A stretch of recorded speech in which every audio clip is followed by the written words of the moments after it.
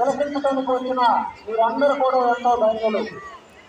వినాయకుడు ఆదిదేవుడు అని అనకపోయినా అలాంటి ఆదిదేవుడు ఈయన. ఎందుకంటే ప్రతి కార్యక్రమానికి ఆయనే పూజించాలి. ఏ కార్యక్రమం దానికి తెలిసినట్టుగా ఏదైనా శవానికైనా శిశువుకైనా అన్ని పూజ చేయాలి. కార్యకర్తలతో అక్కడ గొడవ పడుతున్నారు కాబట్టి కొద్దిగా వాళ్ళతో ఆ బుద్ధమైన 2 కిలోల వద్ద కూడా ఆ బుద్ధున్న కిలోల వద్ద కూడా పంపిస్తూ ఉంటే అన్ని మన మనసులోని కలుషితమైనటువంటి మనసును బాగుండడానికి ఆధ్యాత్మిక చింతన అవసరము. ఈ ఆధ్యాత్మిక చింతన వలన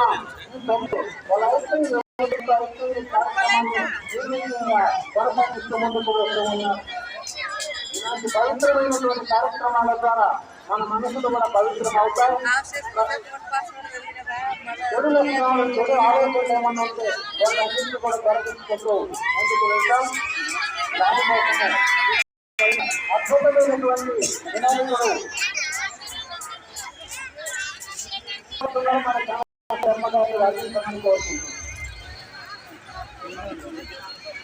దయచేసి భక్తులకు విజ్ఞప్తి, తుంగభద్ర ఘాట్లందు శ్రీమూర్తులకు కేటాయించినటువంటి గ్యాలరీలో పురుషులు తర్వాత దయచేసి బయటకు పంపవేయగా మనవి.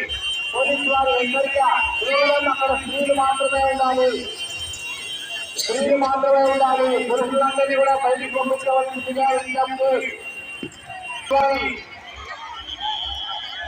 9 రోజులు అనేకమైనటువంటి పూజాధికారులు భక్తి శ్రద్ధలతో నృత్య గీత వాక్యములతో స్వామిని చేయడం. ఆ భక్త బృందం వేణు, పూరి, సాయి, మహేష్, ప్రవీణ్, రాజు మరియు భక్త బృందం శ్రీ వెంకటేశ్వర స్వామి రూపంలో ఆ స్వామిని చతుర్థ భువనాధీశ్వరుడైనటువంటి అఖిలాండ కోటి బ్రహ్మాండ నాయకుడైనటువంటి వెంకటేశ్వర స్వామి రూపంలో వర్షించి వినాయక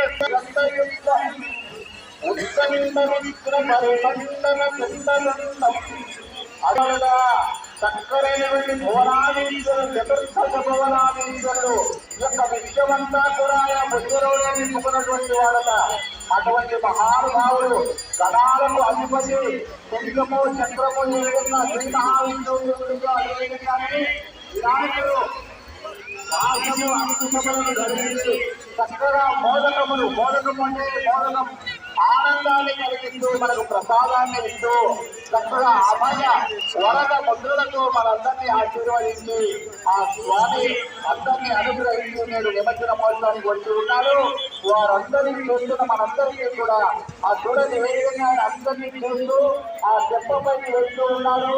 కలవు వెంకట నాయకుడు ఆ వెంకటేశ్వర స్వామి.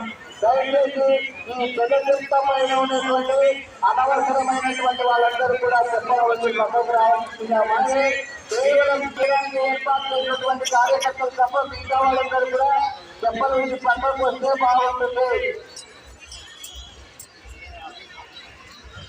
ఏకదంతం మహాకాయం సప్తకాంచన సంస్థితం లంబోదరం విశాలాక్షం వదేకం గణనాయకం. ఆ గంగామాత ఒడిలోకి ఆ స్వామిని సాగరంపుతూ ఉన్నటువంటి చక్కగా వివిధ రకాలైన అలంకరణలతో స్వామివారి నామస్మరణతో పెద్ద చిన్న లేకుండా స్త్రీ పురుష భేదం లేకుండా తన్మయత్వంతో ఆ పేరు వినాశనం మా స్వామిని సేవిస్తూ మన కర్నూలు నగరమంతా కూడా ఆధ్యాత్మిక శోభతో కాషాయ పతాకాలతో స్వామిని ఆకు తోరణాలతో చక్కని రంగవల్లులతో స్వామివారిని ఈ విధంగా అర్చించి లేదు నిమజ్జన మహోత్సవాన్ని తీసుకొని వస్తూ ఉన్నారు. ఇదే విధంగానే మనమంతా కూడా ప్రతి విషయంలో కూడా ఇదే ఐకమత్యంతో ఉండి మన యొక్క సంస్కృతి సాంప్రదాయాల్లో కార్యకర్తలే కాకుండా మహిళా కార్యకర్తగా భావించి పురుషుల పెట్టి అన్ని కలపండి, ఏం పర్వాలేదు. ఈ బ్లాక్ లో ఉన్న పురుషులు పంపించండి. పోలీసులు చేస్తున్నాం కార్యకర్తలు అవి చేతులు పట్టుకొని ఉండడం కాకుండా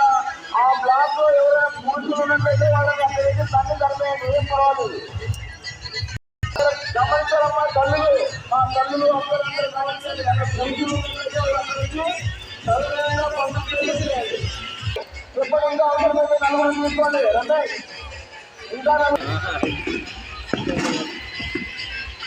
కర్నూలుకు ఒక ప్రత్యేకమైన స్థానం ఉంది పురాణాలు.